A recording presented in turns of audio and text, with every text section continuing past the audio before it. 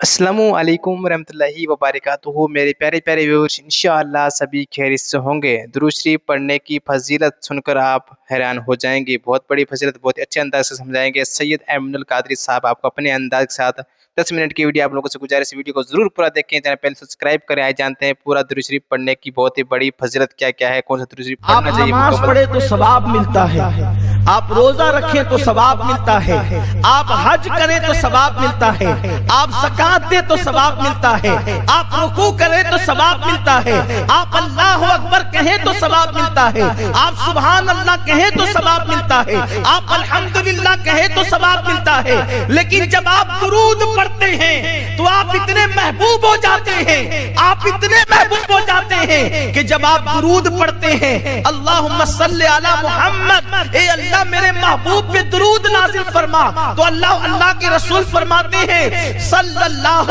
علیہ اشرا، تم ایک مرتبہ مجھ پہ درود پڑھتے ہو تو اللہ 10 مرتبہ تم پر درود نازل فرماتا ہے۔ یعنی انسان تو کتنا مقرب ہو جاتے ہیں اللہ کا کہ تو ایک بار حضور پہ درود پڑھے تو اللہ تجھ پہ 10 بار پڑھے۔ اللہ تجھے نہیں دیکھتا کہ تو شرابی ہے، تو جواری ہے، تو زانی ہے، تو جھوٹا ہے، تو غیبت کرنے والا ہے، تو چغل خور ہے۔ بس اگر مومن ہے ایک بار حضور پہ درود پڑھا تو اللہ 10 بار تجھ پہ درود نازل کرے۔ جس پہ اللہ درود بھیجے وہ کتنا مقرب ہوگا۔ اور درود کب ملتا ہے؟ نماز پڑھنے سے نہیں ملتا درود۔ اللہ نماز پڑھنے پہ ثواب بھیجتا ہے، نماز پڑھنے پہ ثواب بھیجتا ہے، درود پڑھنے پہ درود بھیجتا ہے۔ اب جس پہ خدا درود پڑھے، جس پر خدا درود پڑھے، اللہ کا پڑھنا ہماری طرح نہیں ہے، اللہ کا پڑھنا ہماری طرح نہیں۔ ابھی آپ نے سنا نا کہ اللہ تعالیٰ کیسے درود پڑھتا ہے، کیسے درود بھیجتا ہے۔ وہ فرشتوں کی محفل میں نبی کا احترام اور بزرگی بیان کرتا ہے، لیکن جب امتی درود پڑھتا ہے تو اللہ اس کی بھی شان فرشتوں میں بیان کرتا ہے اور اس پہ رحمتیں نازل فرماتا ہے۔ سوچو زبان قدرت پر تیرا نام آ جائے تیری شان کیا ہے۔ زبان قدرت پر اور کب آتا ہے؟ جب تو درود پڑھتا ہے، جب تو دیکھا درود کتنا مقدس اور مقرب عمل ہے۔ امام المتکلمین مولانا نقی علی خان رحمت اللہ علیہ فرماتے ہیں کہ بدنی، مالی اور قولی عبادت سے، یہ بدن کی عبادت، مال کی عبادت اور قول کی عبادت، ان ساری عبادتوں میں، نفلی عبادتوں میں درود سے بڑھ کر کسی کا مرتبہ نہیں ہے۔ سب سے بڑا مرتبہ درود شریف کا ہے، بلکہ فرض نمازوں کے بعد اگر سب سے بڑا رتبہ کسی کو حاصل ہے تو وہ درود شریف کو حاصل ہے۔ نماز پڑھ رہا ہے، نماز پڑھتے پڑھتے اچانک دل میں خیال آیا کہ مجھے تو نور محمد بھائی دیکھ رہے ہیں، مجھے تو حافظ غفران صاحب دیکھ رہے ہیں کہ میں کتنی اچھی نماز پڑھ رہا ہوں۔ اللہ کہتا اٹھا تیری نماز، اور منہ پہ مار دیتا ہے۔ اللہ تعالیٰ نماز رد کر دیتا ہے۔ کیوں؟ اس لیے کہ دکھاوا کیا، زکات دیتے ہوئے دکھاوا کیا کہ لوگ مجھے سخی کہے۔ اللہ زکات کا ثواب نہیں دیتا، اس کو منہ پہ پھینک مارتا ہے۔ رکوع کیا، اچھا رکوع کیا تو اگر دکھاوا کیا تو پھینک مارتا ہے۔ لیکن قربان جائے محبوب کی عظمت پر، اگر کوئی درود شریف دکھانے کو پڑھے، ریاکاری کے طور پہ پڑھے، تو اللہ رد نہیں کرتا تو بھی قبول کرتا ہے۔ اور کہا جاتا ہے کہ بندے اب تیری ریا کو نہیں دیکھوں گا، محبوب کی ضیا کو دیکھوں گا۔ تیری ریا نہیں دیکھی جائے گی، اب حبیب کی ضیا دیکھی جائے گی، اور ان کے روح بددعا کے صدقے تجھے ثواب عطا کیا جائے گا۔ اسی لیے حضرت ابی ابن کعب رضی اللہ تعالیٰ عنہ حاضر ہوئے، عرض کیا یا رسول اللہ صلی اللہ تعالیٰ علیہ وسلم، میں چاہتا ہوں کہ اپنے 24 گھنٹوں کے 4 حصے کروں اور ایک حصہ میں درود شریف پڑھتا رہوں، آقا کیسا رہے گا؟ سرکار فرماتے ہیں بہت اچھا ہے، اگر اس میں زیادتی کرو تو اور بہتر ہے تمہارے لیے۔ عرض کی یا رسول اللہ 24 گھنٹے کے آدھے حصے میں اب میں آپ پہ درود و سلام ہی پڑھتا رہوں گا۔ آقا فرماتے بہتر ہے لیکن اس میں اور اضافہ کرو تو اچھا۔ عرض کی یا رسول اللہ پونا حصہ درود و سلام۔ آقا فرماتے بہتر ہے اور زیادہ کرو تو اچھا۔ عرض کیا یا رسول اللہ فرض نمازوں کے بعد رات و دن میں صرف آپ پہ درود و سلام پڑھوں گا۔ آقا فرماتے ہیں اگر تو نے ایسا کر لیا تو اللہ تجھے دنیا کے غموں سے بھی آزاد کر دے گا، آخرت کے غموں سے بھی آزاد۔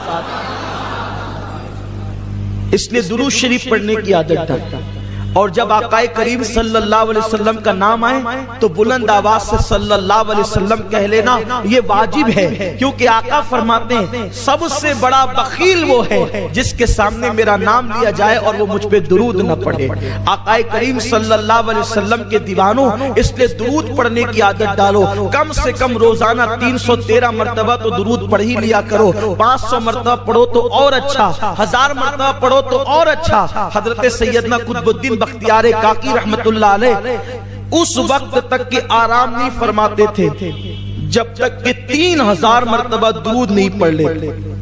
3000 مرتبہ درود پڑھنے کے بعد آپ آرام فرماتے تھے۔ درود شریف کی بڑی برکتیں۔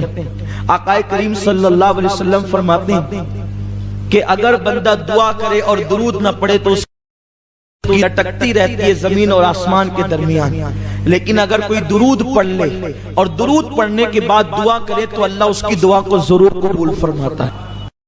آقا فرماتے ہیں عرش کے نیچے ایک فرشتہ ہے جس کا سر عرش سے لگا ہوا ہے اور جس کے پیر تحت الثری میں ہے، جس کا ایک بازو مشرق کی طرف ہے اور دوسرا بازو مغرب کی طرف ہے۔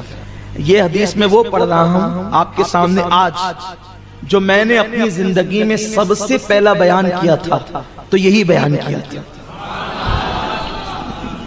اس وقت میری عمر 10-11 سال کی رہی ہوگی، میری زندگی کا پہلا بیان یہی ہے، اور اس میں یہی میں نے روایت پڑھی تھی، مجھے آج بھی یاد ہے، وہ پورا بیان بھی آج بھی یاد ہے، پورا نہیں سناؤں گا، یہ حدیث اس میں سے سنا رہا ہوں۔ عرش کے نیچے اس کا سر ہے فرشتے کا اور تحت الثری میں اس کا پیر ہے، اس کا ایک بازو مشرق کی طرف ہے اور اس کا دوسرا بازو مغرب کی طرف ہے۔ جب کوئی بندہ مومن آقا پر محبت کے ساتھ درود پڑھتا ہے تو اللہ اس فرشتے کو حکم دیتا ہے کہ وہ نور کی دریا میں غوطہ لگائے، تو فرشتہ نور کے دریا میں غوطہ لگاتا ہے اور باہر آنے کے بعد وہ اپنے پروں کو جھاڑنے لگتا ہے۔